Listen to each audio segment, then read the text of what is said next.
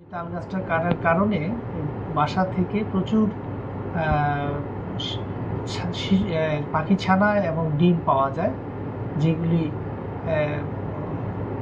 মৃত্যুবরণ করে এই গাছ কাটার কারণে। এবং এইটা পরিবেশের জন্য হুমকি স্বরূপ, জীববৈচিত্র্য সংরক্ষণে এটি অবশ্যই একটি হুমকির স্বরূপ।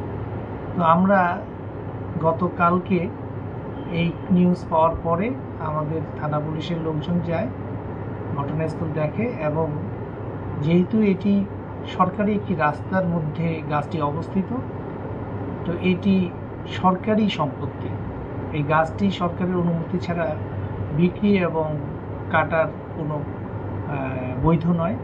এর প্রেক্ষিতে উক্ত ইউনিয়ন পরিষদের একজন মেম্বার বাদী হয়ে মামলা করেন এবং যে গাছটি বিক্রি করেন মোবারক আলী, তাকে 1 নম্বর আসামি করে, যারা গাছটি কিনে কেটে ফেলেন তাদেরকে মোট 3 জনকে আসামি করে একটি মামলা করেন।